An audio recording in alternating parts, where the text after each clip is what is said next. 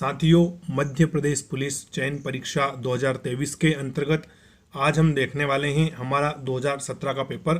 2017 के पेपर में जो भी मैथ्स के क्वेश्चन आए थे वो आज सभी हम डिस्कस करने वाले हैं। और पेपर हमारा किस डेट का था, तो ये था 9 सितंबर 2017 के दिन और 3 बजे, यानी कि सेकंड शिफ्ट वाला पेपर था। इसके जितने भी हमारे क्वेश्चन हैं मैथ्स सब्जेक्ट के वो हम डिस्कस करेंगे। सारे प्रीवियस क्वेश्चन हैं।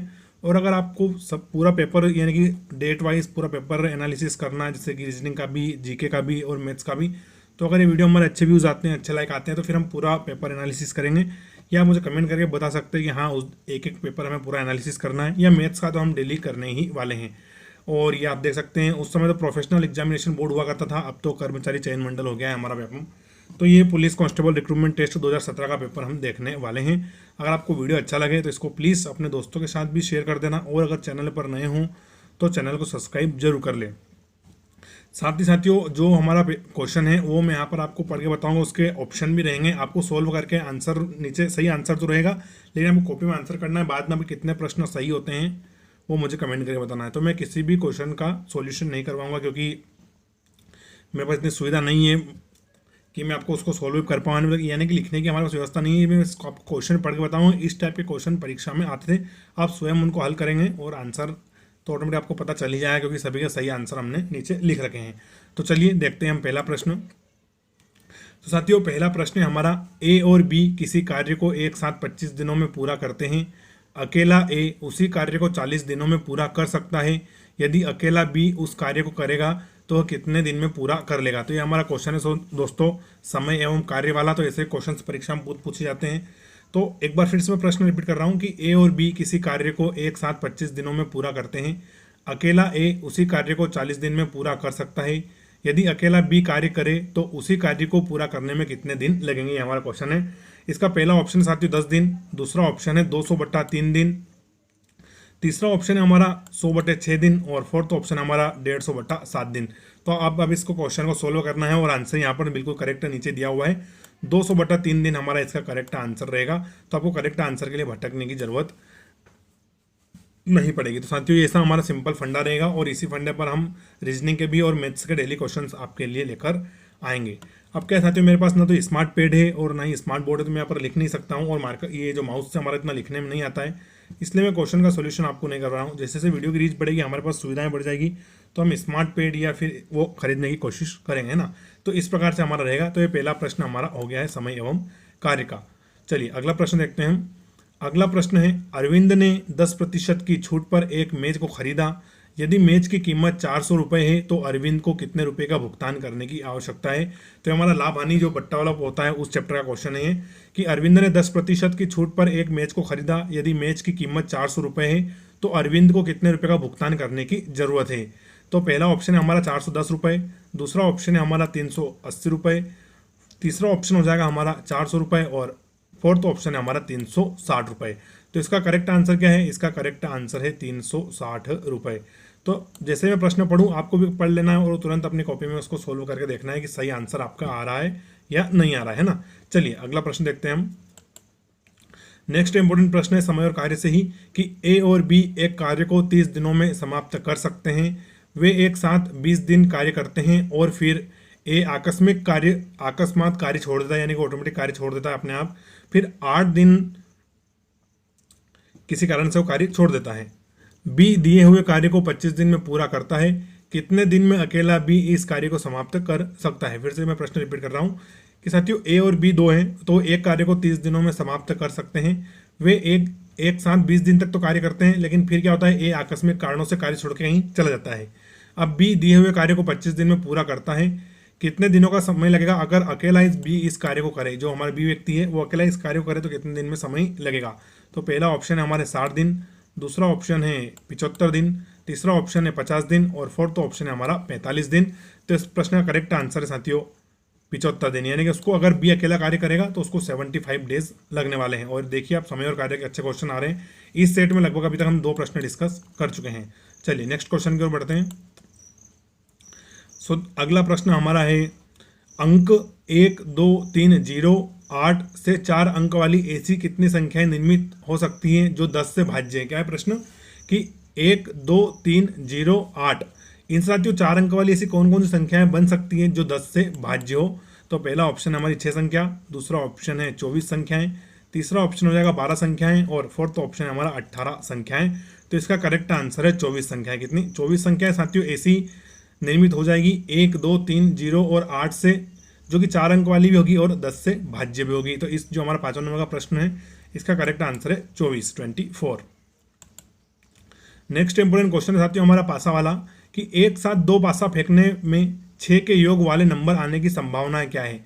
तो फिर इसमें प्रश्न रिपीट कर दूं कि एक साथ 2 पासा फेंकने में 6 के योग वाले नंबर आने की संभावना क्या है? तो पहला ऑप्शन है हमारा 5/36, दूसरा ऑप्शन है 1/12, तीसरा ऑप्शन है हमारा 1/6 और फोर्थ ऑप्शन है हमारा 4/9। तो इस प्रश्न का करेक्ट आंसर है 5/36। क्या है? 5/36। और साथियों सारे प्रश्न आप अटेम्प्ट जरूर करें। अगर आप पहली बार या दूसरी बार भी हमारा एमपी पुलिस का एग्जाम देने जा रहे हो तो आपको काफ़ी ज़्यादा क्लियरिटी होगी कि इस प्रकार के प्रश्न परीक्षा में आते हैं। 2017 का कंप्लीट हो जाएगा, फिर हम 2022 के क्वेश्चन भी लेंगे, 2016 के क्वेश्चन भी लेंगे। पूरी अनवरत सीरीज चलेगी। बस आपको थोड़ा सा हमारा सहयोग करना है, वीडियो को शेयर कर देना है और वीडियो को लाइक जरूर कर दें ताकि यूट्यूब के एल्गोरिथम को थोड़ा पता चले कि वीडियो अच्छा है। साथ ही अगर आपको कोई फीडबैक हो तो मुझे कमेंट कर सकते हैं, कितने प्रश्न अटैम्प्ट किए और कितने नंबर आए ये भी आप हमें कमेंट करके बता सकते हैं। जब तक आपका एग्जाम होगा तब तक ये चैनल आपके साथ रहेगा, रियल जीके एनालिसिस। चलिए अगला प्रश्न देखते हैं हम। अगला प्रश्न है सरलीकरण हमारा सिंप्लीफाई करें। साथियों ऐसे क्वेश्चन भी परीक्षा में जरूर आते हैं। अगर आपका दिन अच्छा गया तो कम से कम 4 क्वेश्चन पेपर में लगातार सरलीकरण के पूछ लेता है एमपी पुलिस में। तो प्रश्न है हमारा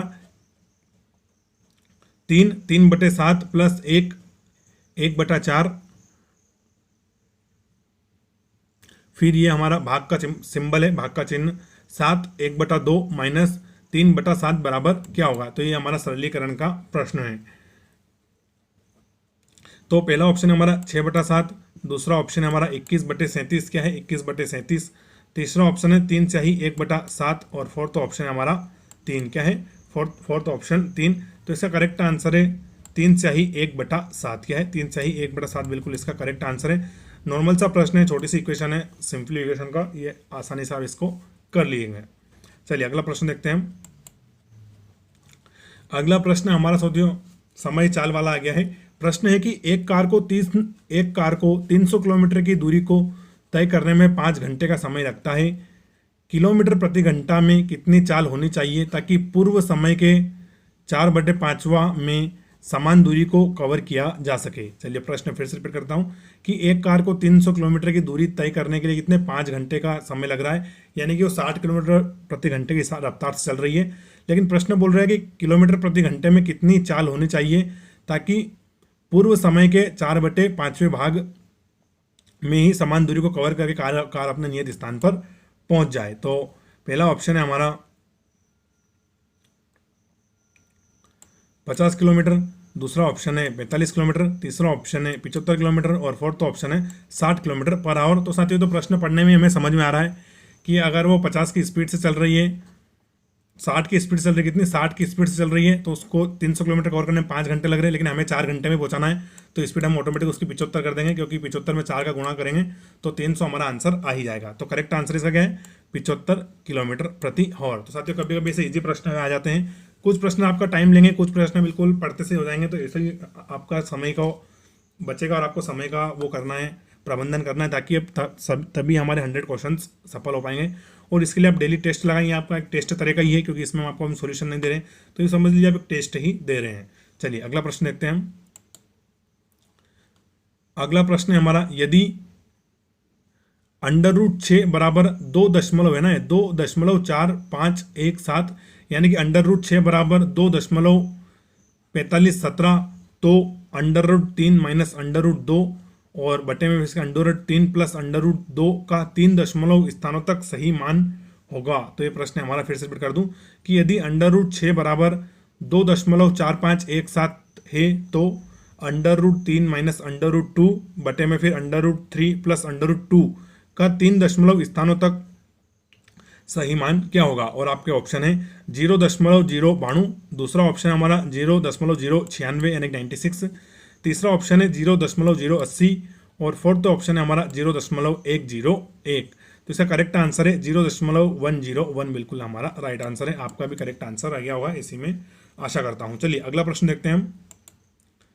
अगला प्रश्न है 4/5 और 5/6 के बीच में निम्नलिखित में से कौन है।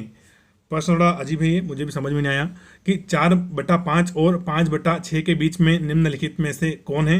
तो हमारा ऑप्शन है 41/48, दूसरा ऑप्शन है 51/65, तीसरा ऑप्शन है 65/77 और फोर्थ ऑप्शन हमारा 49/60। तो इसका करेक्ट आंसर है 49/60, यानी कि 4/5 और 5/6 के बीच में 49/60 है ना। फोर्थ ऑप्शन इसका हमारा बिल्कुल करेक्ट आंसर है। अगला प्रश्न है 10 पुरुष प्रतिदिन 200 रुपये कमाते हैं। 10 पुरुषों द्वारा प्रतिदिन अर्जित धनराशि का औसत ज्ञात करें, जबकि उनमें से 5 द्वारा अर्जित धनराशि दुगनी और अन्य 5 द्वारा अर्जित धनराशि आधी है। प्रश्न फिर से कर दूं, औसत वाला हमारा एवरेज चैप्टर से प्रश्न है कि 10 पुरुष प्रतिदिन 200 रुपये कमाते हैं, है ना। क्या करते हैं, 10 पुरुष प्रतिदिन 200 रुपये कमाते हैं। 10 पुरुषों द्वारा प्रतिदिन अर्जित धनराशि का औसत ज्ञात करें, जबकि 5 द्वारा अर्जित धनराशि दुगनी है और 5 अन्य द्वारा धनराशि आधी है। तो पहला ऑप्शन है आपका 200 रुपये, दूसरा ऑप्शन है हमारा 200 रुपये है, तो ये थोड़ा ऑप्शन प्रिंटिंग मिस्टेक है। तीसरा ऑप्शन है 210 रुपये और फोर्थ ऑप्शन हमारा 250 रुपये। तो इसका करेक्ट आंसर आ जाएगा 250 रुपये। क्या आ जाएगा, 250 रुपये इसका बिल्कुल राइट आंसर हो जाएगा हमारा। चलिए अगला प्रश्न देखते हैं।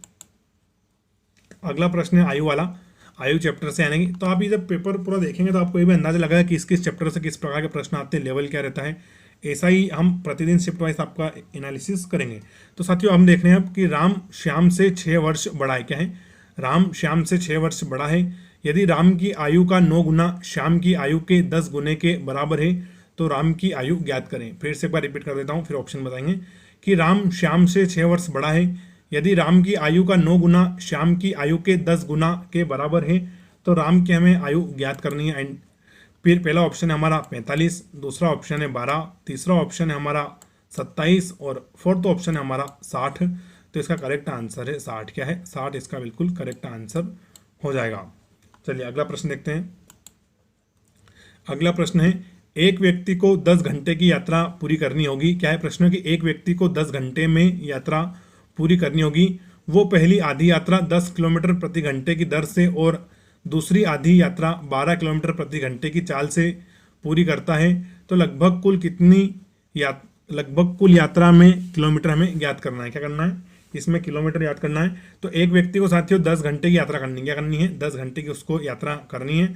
तो आधी यात्रा में 10 किलोमीटर, यानी 10 घंटे है तो आधी यात्रा कितनी हो जाएगी, 5 उसकी। तो 5 गुणित 10, तो ये क्या हो जाएगा यहाँ पर 50, है ना। फिर आधी यात्रा वो 12 किलोमीटर प्रति घंटे की रफ्तार से कर रहा है, तो 5 गुणित 12 तो हो जाएगा 60। तो साथियों टोटल वो 110 किलोमीटर यहाँ पर तय करने वाला है। कितनी, 110 किलोमीटर। साथियों सॉल्यूशन तो आपको करवा सकते हैं, लेकिन थोड़ा ये माउस से लिखने में बहुत ज़्यादा प्रॉब्लम आती है। तो देखिए सही आंसर भी इसका 110 किलोमीटर ही है, तो हमने ऑप्शन भी नहीं पढ़े। तो ऐसे इजी क्वेश्चंस भी आ जाते हैं, आप घबराए नहीं। जिसने पहली बार फॉर्म भरा है और वो सोच रहा हो मैथ्स बहुत कठिन है, खासकर जो आर्ट कॉमर्स और हमारे बायोलॉजी सब्जेक्ट से बिलोंग करते हैं वो काफ़ी डरते हैं। जैसे कि मेरा भी बायोलॉजी सब्जेक्ट है, तो मुझे भी मैथ्स का एक फियर रहता है। लेकिन अगर हम डेली प्रयास करेंगे तो इतना फियर नहीं रहेगा, तो क्योंकि बहुत सारे इजी क्वेश्चन भी आ जाते हैं। तो चलिए अगला देखते हैं हम। इसका क्वेश्चन है कि एक माँ की आयु 50 वर्ष है, उनके पुत्र की आयु कितनी है, 22 वर्ष है। तो कितने वर्ष पश्चात माँ अपने पुत्र की आयु से दुगनी होगी। तो पहला ऑप्शन है हमारा 8, फिर अगला ऑप्शन है हमारा 5, तीसरा ऑप्शन है हमारा 6 और फोर्थ ऑप्शन है 4। तो इसका साथ जो करेक्ट आंसर है 6। क्या है, करेक्ट आंसर इसका 6 हो जाएगा, क्योंकि माँ की वर्तमान आयु अभी कितनी है, 50 वर्ष, और पुत्र की आयु कितनी है अभी 22 वर्ष। तो पूछा कितने वर्ष पश्चात अपने पुत्र की आयु से दुगनी हो जाएगी। तो जब पुत्र 28 का होगा तो उसकी जो माता जी है ऑटोमेटिक 56 की हो जाएगी, तो वो दुगनी की हो जाएगी, क्योंकि दोनों में 6 वर्ष कंप्लीट हो जाएंगे। तो करेक्ट आंसर हमारा क्या है, 6 वर्ष इसका बिल्कुल हमें करेक्ट आंसर है। जैसा हम इसको हम जोड़ते करके अभी देखेंगे कहीं।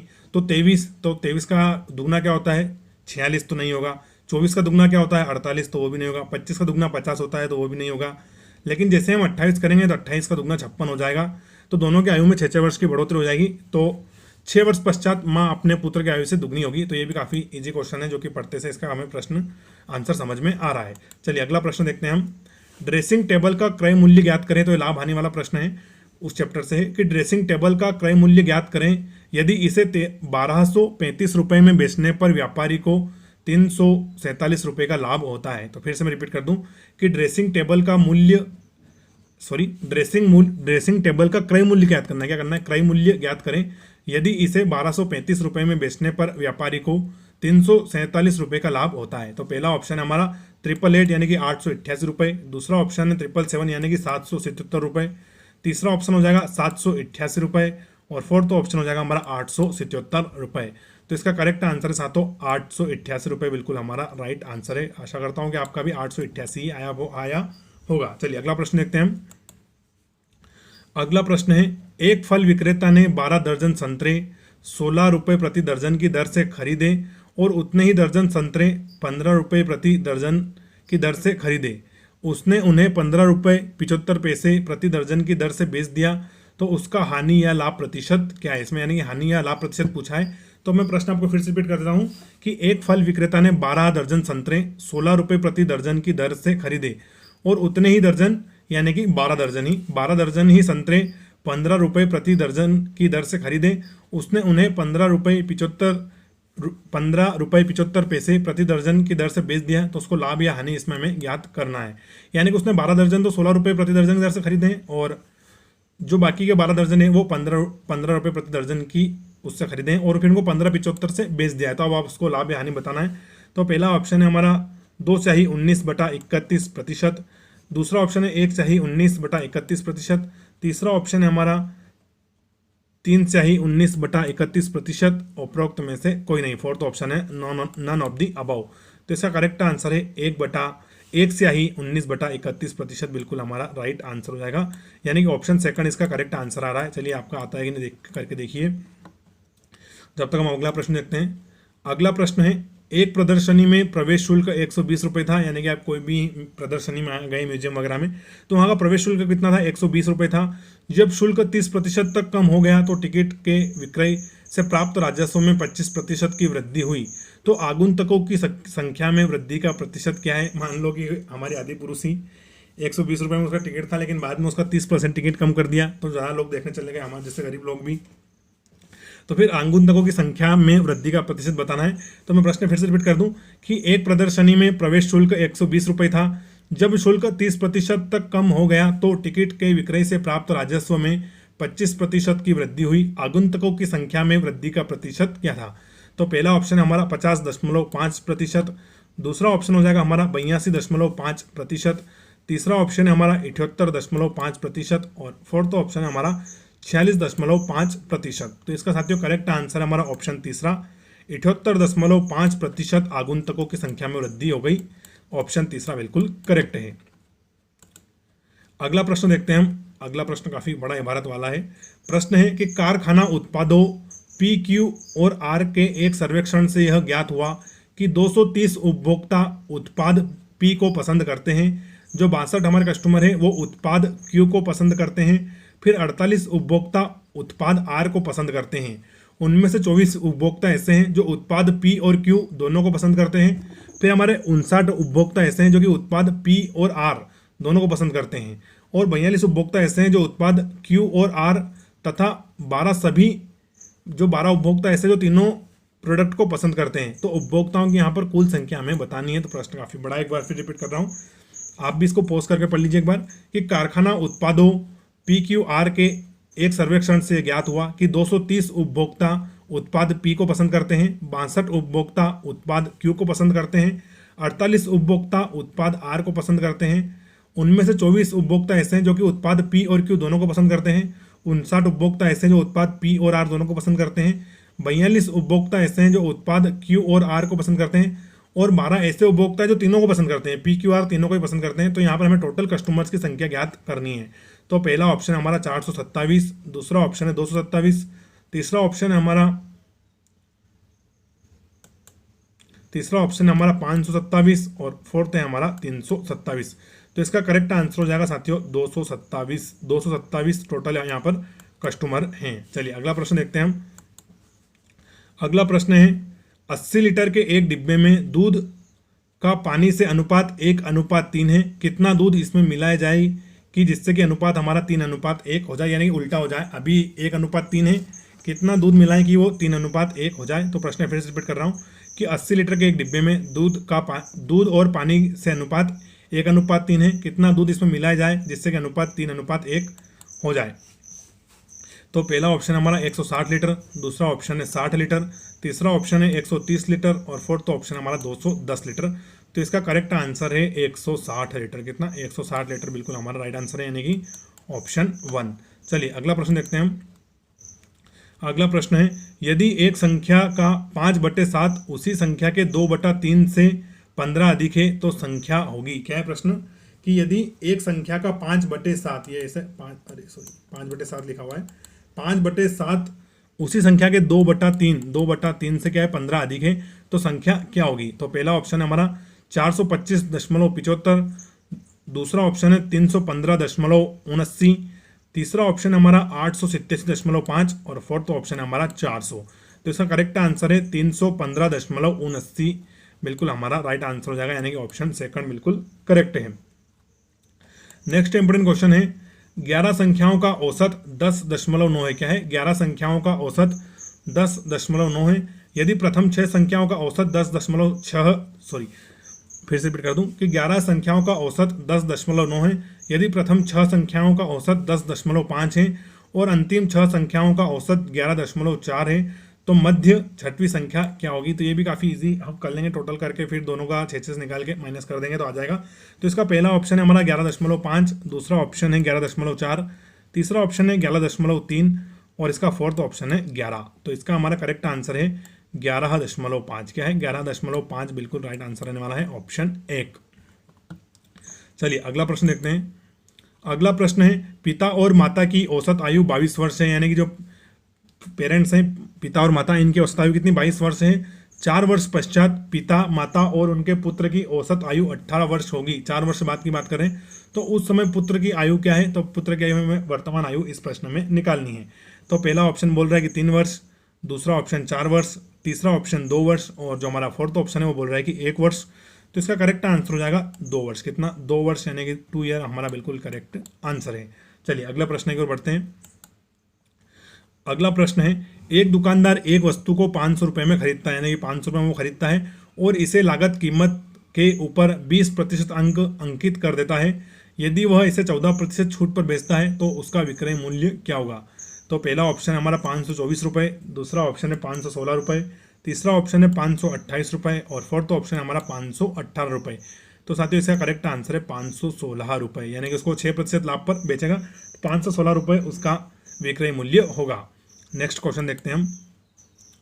साथियों नेक्स्ट थोड़ा हमारा जो ज्योमेट्री टाइप और मेंसुरेशन उनसे क्वेश्चन आता है, यानी कि एडवांस मैथ्स उसका है कि एक समलंब का क्षेत्रफल 416 वर्ग सेंटीमीटर है। तो ऐसे प्रश्न परीक्षा में आते हैं। एक समलंब का क्षेत्रफल 416 वर्ग सेंटीमीटर है। यदि इसकी ऊंचाई और इसकी एक समानांतर भुजा क्रमशः 16 सेंटीमीटर तथा 20 सेंटीमीटर है तो दूसरी भुजा होगी। तो ऑप्शन देख लेते हैं हम। पहला है 32 सेंटीमीटर, दूसरा ऑप्शन है हमारा 24 सेंटीमीटर, तीसरा ऑप्शन है 28 सेंटीमीटर और फोर्थ ऑप्शन है 36 सेंटीमीटर। और करेक्ट आंसर क्या है? करेक्ट आंसर है 32 सेंटीमीटर, यानी कि ऑप्शन 1 बिल्कुल हमारा इसका राइट आंसर है। चलिए एक बार फिर से मैं प्रश्न रिपीट करके बताऊं आपको। एक समलंब का क्षेत्रफल 416 वर्ग सेंटीमीटर है। यदि इसकी ऊंचाई और एक समानांतर भुजा क्रमशः 16, ऊंचाई कितनी हो जाएगी 16 सेंटीमीटर और एक समानांतर भुजा कितनी हो जाएगी 20 सेंटीमीटर, तो उसकी दूसरी भुजा हमें ज्ञात करनी है। ऑप्शन हमने देख लिए। चलिए आगे बढ़ते हैं। अगला है साथियों हमारा एक आयत PQRS। क्या है? एक आयत है जिसका नाम इन्होंने कोने का नाम रख दिया है PQRS। तो इसके विकर्ण बिंदु O पर मिलते हैं। कहाँ पर इसके विकर्ण जो बिंदु O पर मिलते हैं? तो यदि OR बराबर 5x - 1 और OQ बराबर 2x + 1 है तो x का मान हमें यहाँ पर ज्ञात करना है। तो पहला ऑप्शन है हमारा 3, दूसरा ऑप्शन है 4, तीसरा ऑप्शन है 2 और फोर्थ ऑप्शन है 1 और इसका करेक्ट आंसर है हमारा ऑप्शन तीसरा, यानी कि 2 बिल्कुल हमारा राइट आंसर रहेगा। चलिए नेक्स्ट क्वेश्चन की ओर बढ़ते हैं हम। अगला प्रश्न है साथियों हमारा SI compound interest simple interest वाले चैप्टर से कि एक निश्चित धनराशि पर 2 वर्षों के लिए 10% वार्षिक ब्याज की दर पर साधारण ब्याज 240 रुपये है।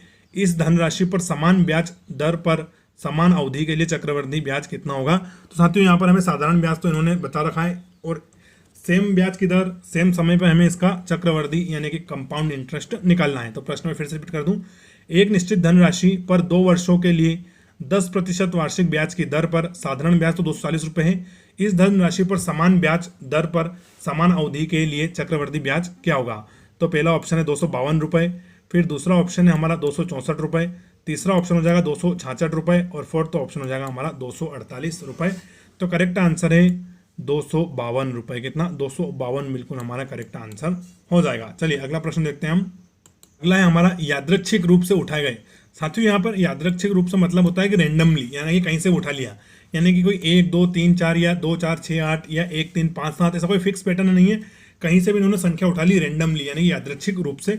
तो प्रश्न की लैंग्वेज थोड़ा आप समझें, यही हमारा प्रीवियस ईयर क्वेश्चन सोल्व करने का ये फायदा होता है कि हम क्वेश्चन की लैंग्वेज भी समझ पाते हैं। तो यादृच्छिक रूप से उठाए गए 20 संतरों का भार क्रमशः ग्राम में कितना है? 118, 124, 98, 69, 72, 204, 115, 70, 84, 123, 82, 107, आप पढ़ लेना सभी, 110, 130, 125। तो उपयुक्त आंकड़ों का परास क्या होगा? क्या पूछा है कि उपयुक्त आंकड़ों का परास क्या होगा? तो पहला ऑप्शन हमारा 148, दूसरा है 135, तीसरा है हमारा 114 और फोर्थ है 128।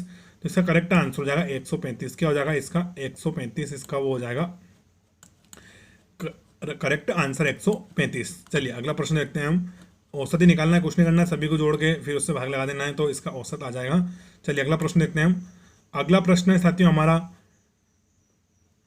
कोष्टक में 2x² माइनस 2ay² को ax माइनस ay से भाग देने पर प्राप्त भागफल क्या होगा? यानी कि बीजगणित का क्वेश्चन है।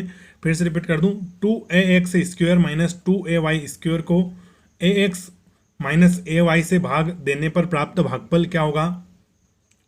तो पहला है हमारा ऑप्शन ए कोष्टक में फिर x प्लस वाई, दूसरा है x माइनस वाई,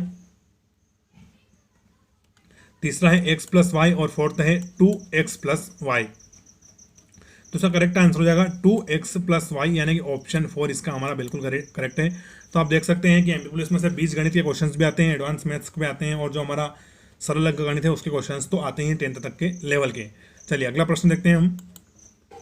अगला है 875 को छोटी से छोटी कौन सी संख्या से भाग दिया जाए कि भागफल पूर्ण घन प्राप्त हो? साथियों इसको जो हमारा 875 इसको ऐसी छोटी छोटी संख्या से हमें भाग देना है कि जो भागफल आएगा, हमारा रिजल्ट आएगा वो क्या? पूर्ण घन हो, पूर्ण घन हो।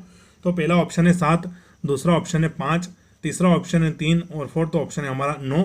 तो साथियों करेक्ट आंसर हो जाएगा 7। क्या हो जाएगा? 7। तो साथियों ऐसे क्वेश्चंस में आपको क्या करना है कि डायरेक्ट जो हमारे ऑप्शन दिए होते हैं ना 4, उन्हीं में से एक एक करके भाग लगा देना फटाफट, ताकि इसमें हमें आंसर लाने में बहुत आसानी होती है। तो अगर ऐसे प्रश्न आए ना, जैसे 875 आ गया तो पहले आप 7 लगाकर देख लीजिए। अगर किस्मत अच्छी है, जैसे कि यहाँ पर पहला ऑप्शन ही सही है, तो जो हमारा पहला है इसमें आपका करेक्ट हो जाएगा, मतलब कि हमें दूसरा तीसरा चौथा ऑप्शन देखने की जरूरत नहीं पड़ेगी, लेकिन पहले में नहीं आता दूसरे में देख सकते हैं। तो साथियों ऐसे प्रश्न आप डायरेक्ट जो हमारे ऑप्शन देते हैं उनसे ही भाग करके देख लें तो जल्दी भी होता है और सही उत्तर भी आ जाता है। चलिए अगला प्रश्न देखते हैं हम। अगला है, यदि एक समानांतर चतुर्भुज की दो आसन्न भुजाओं की लंबाई क्रमशः 5 सेंटीमीटर तथा 6 सेंटीमीटर है तो इसका परिमाप क्या होगा? तो सिंपल जो हमारा फार्मूला है उस पर बेस्ड क्वेश्चन है। अगर आपको समांतर चतुर्भुज के आसन्न भुजाओं, समांतर चतुर्भुज का परिमाप निकालने का सूत्र याद होगा तो आप फटाफट मान रखेंगे 5 सेंटीमीटर 6 सेंटीमीटर और वो आ जाएगा, है ना। फिर से रिपीट कर दूं, यदि एक समानांतर चतुर्भुज की दो आसन्न भुजाओं की लंबाई क्रमशः 5 सेंटीमीटर तथा 6 सेंटीमीटर है तो इसका परिमाप क्या होगा? तो पहला हमारा ऑप्शन है 32 सेंटीमीटर, दूसरा ऑप्शन है 11 सेंटीमीटर, तीसरा ऑप्शन है 22 सेंटीमीटर और चौथा ऑप्शन है हमारा 36 सेंटीमीटर। तो इसका करेक्ट आंसर हो जाएगा 22 सेंटीमीटर, बिल्कुल हमारा राइट आंसर है। और ये हम 9 सितंबर 2017 का इंपोर्टेंट क्वेश्चन देख रहे हैं, उस दिन जो आपके सेकंड शिफ्ट में जो क्वेश्चंस पूछे गए थे। अगला प्रश्न है, प्रत्येक 216 घन सेंटीमीटर आयतन के दो घन एक दूसरे से सिरों से जुड़े हैं, परिणामी घनाभ का पृष्ठीय क्षेत्रफल क्या होगा? तो साथियों 216 घन सेंटीमीटर वाले 216 घन सेंटीमीटर आयतन वाले दो घन जुड़े हुए हैं, तो जो हमारा एक और नया बन के आएगा दोनों को जोड़ के तीसरा, उसका हमें पृष्ठीय क्षेत्रफल याद करना है। तो ये भी फार्मूले पे बेस्ड ही क्वेश्चन है। तो पहला ऑप्शन है 360 वर्ग सेंटीमीटर, दूसरा ऑप्शन है 640 वर्ग सेंटीमीटर, तीसरा ऑप्शन हो जाएगा 520 वर्ग सेंटीमीटर और फोर्थ हो जाएगा 420 वर्ग सेंटीमीटर। तो इसका करेक्ट आंसर है 360 वर्ग सेंटीमीटर, यानी कि ऑप्शन 1 बिल्कुल हमारा राइट है। तो ये भी फार्मूला बेस्ड ही है, तो इसलिए आप साथियों जो हमारे एडवांस मैथ्स है उसके फार्मूले अच्छे से रट कर जाएं, क्योंकि थोड़ा टफ क्वेश्चन तो नहीं आते। अगर टफ आए तो उसको छोड़ देना, अगर फार्मूला बेस्ड आए तो उसको आप आसानी से बना सकते हैं। अगर आपके पास टाइम बच रहा है और आपको विधि समझ में आ रही है तो सारे क्वेश्चन आप हल करें, वरना जो ज़्यादा ही टफ क्वेश्चन है उसको छोड़ दें, क्योंकि आपका टाइम भी बर्बाद करेगा तो आपके दूसरे प्रश्न छूटने की संभावना है। क्योंकि एमपी पुलिस में नेगेटिव मार्किंग नहीं होती है, तो ज़्यादा कोशिश करें कि 100 क्वेश्चन ही हम अटैम्प्ट करें। फिर अगला प्रश्न है, वह संख्या ज्ञात करें जिसका दुगना इसके आधे से 84 अधिक है। क्या है कि वह संख्या ज्ञात करें जिसका दुगना इसके आधे से 84 अधिक है। तो पहला ऑप्शन है हमारा 72, दूसरा है 56, तीसरा है 64 और फोर्थ है हमारा 48। तो करेक्ट आंसर हो जाएगा 56। ऐसे प्रश्न भी मैं ऑप्शन देखकर ही लगातार सोल्व करने की कोशिश करता हूँ, नहीं सही जवाब हो जाता है। तो इसका करेक्ट आंसर है 56 नेक्स्ट क्वेश्चन है हमारे साथियों, ये भी बहुत ज़्यादा एडवांस मैथ्स का क्वेश्चन है कि दिए गए चित्र में ए बी समलंब सी ई है और यदि कोण ए सी डी बराबर 130 डिग्री है और कोण सी ए बी बराबर 56 डिग्री है तो कोण डी सी ई बराबर ज्ञात हमें करना है। तो चलिए अब इसको थोड़ा सा पॉज करके इमेज को अच्छे से समझ के सोल्व करने की कोशिश कीजिएगा और करेक्ट आंसर इसका हमारा 106 डिग्री, कितना 106 डिग्री इसको हमारा करेक्ट आंसर है। अगला फिर हमारा एडवांस मैथ्स का क्वेश्चन आ गया है कि दिए गए चित्र में यदि कोण ए बी डी बराबर 62 डिग्री और कोण बी सी डी बराबर 34 डिग्री है तो कोण बी डी ए हमें ज्ञात करना है। कौन सा? तो बी डी और ए, ये हमें ये वाला पोर्शन इसका ज्ञात करना है। ऑप्शन देख लेते हैं, 82 डिग्री, 84 डिग्री, 68 डिग्री और फोर्थ है 76 यानी कि 76 डिग्री। तो इसका करेक्ट आंसर है साथियों 84 डिग्री। क्या है? 84 डिग्री बिल्कुल हमारा राइट आंसर है। चलिए अगले प्रश्न में बढ़ते हैं हम। अगला प्रश्न है हमारा 2x + 9y whole square minus 72xy इसके बराबर में क्या आएगा। तो पहला ऑप्शन है 2x माइनस 9y का होल स्क्वायर, फिर है 2x माइनस 7y का होल स्क्वायर, तीसरा ऑप्शन है 2x + 7y का होल स्क्वायर और 2x माइनस 13y का होल स्क्वायर। तो इसका करेक्ट आंसर हो जाएगा 2x 9y का होल स्क्वायर बिल्कुल हमारा राइट आंसर है। यानी कि एक मिनट रुकना ना, यानी कि पहला ऑप्शन इसका बिल्कुल सही करेक्ट हो जाएगा हमारा 2x माइनस 9y का होल स्क्वायर। नेक्स्ट क्वेश्चन देखते हैं हम। नेक्स्ट क्वेश्चन है, यदि दिया गया है कि √2 बराबर 1.414 है तो √225/98 यानी कि 98 का मान निकालना है। फिर से रिपीट कर दूं कि √2 बराबर 1.414 है तो √214/98 का मान निकालिए। तो पहला है हमारा 1.515, दूसरा है 1.235, तीसरा है 2.225 और चौथा है 2.115। तो इसका करेक्ट आंसर क्या है? करेक्ट आंसर हो जाएगा इसका 1.515 बिल्कुल हमारा राइट आंसर है। अगला प्रश्न है हमारा, फिर से ये घातांक करने वाला है कि 3⁵5 बटे में 3⁵9 और जो हमारा पूरा कोष्टक है इसकी घात 5 है और x 3⁵6 को सरल करें और चरंग घातांक के रूप में लिखें। तो ये थोड़ा सा प्रश्न है कि फिर से रिपीट कर दूं कि 3⁵5 + 3⁵9 और पूरे कोष्टक की घात 5 है। x 3⁵6 को सरल करें और चरंग घातांक के रूप में लिखें। तो पहला ऑप्शन है 3⁵14, दूसरा ऑप्शन 3⁵25, तीसरा ऑप्शन है 3⁵−26 और चौथा हमारा 3⁵16। तो इसका करेक्ट आंसर हो जाएगा 3⁵−26। क्या है? 3⁵−26 बिल्कुल हमारा करेक्ट आंसर है। तो चलिए साथियों, हमने जो हमारा ये सेट है 2017 का, डेट शायद मैं भूल गया इसकी कौन सी थी, 7 तारीख का है शायद ये, या 9 तारीख का है। तो इसके हमने सारे क्वेश्चंस देख लिए और इस दिन टोटल आपसे 36 क्वेश्चन पूछे गए थे। कितने? 36 मैथ्स के क्वेश्चन इस दिन आपसे पूछे गए थे। तो अब यहाँ पर हमने 36 प्रश्नों का अच्छे से डिस्कस किया है। अब आपने कितने सोल्व किए और कितने आपके सही निकले हैं मुझे कमेंट करके बताएं और बिल्कुल करेक्ट यानी कि सही आंसर लिखना, ताकि सामने वाला भी आपका जो कमेंट पढ़ेगा बाकी साथी तो वो भी देखेगा हाँ 36 में से आपके कितने क्वेश्चन सही निकले हैं। बाकी अगर वीडियो आप सभी को अच्छा लगा हो तो वीडियो को अपने दोस्तों के साथ शेयर कर दें। जितने भी पास टेलीग्राम या व्हाट्सएप या कहीं भी ग्रुप है तो वहाँ पर शेयर कर दें। और अगर चैनल पर नए आए हो तो चैनल को सब्सक्राइब जरूर कर लें। ऐसे ही साथियों हम रीजनिंग के भी और MPG के वगैरह के भी प्रीवियस ईयर क्वेश्चंस आपके लिए लेकर आएंगे। बस आप थोड़ा सा हमारा सपोर्ट कीजिएगा। अगर अच्छे व्यूज़ अच्छे लाइक आए तो हम डेली आपके लिए, जब तक एग्जाम चलेगा तब तक आपके साथ हैं, डेली वीडियो आपके लिए लेकर आएंगे। जब एग्जाम होगा तब भी एग्जाम एनालिसिस करवाएंगे, जैसे कि हमने पटवारी और वन रक्षक का भी एग्जाम एनालिसिस करवाया था, ऐसा एग्जाम एनालिसिस भी आपके लिए हम लेकर आएंगे। तो ये तो वीडियो हमारा यहीं तक था। वीडियो आप सभी ने पूरा देखा इसे आशा करता हूँ। वीडियो पूरा देखने के लिए आप सभी का थैंक यू। जय हिंद, जय मध्य प्रदेश।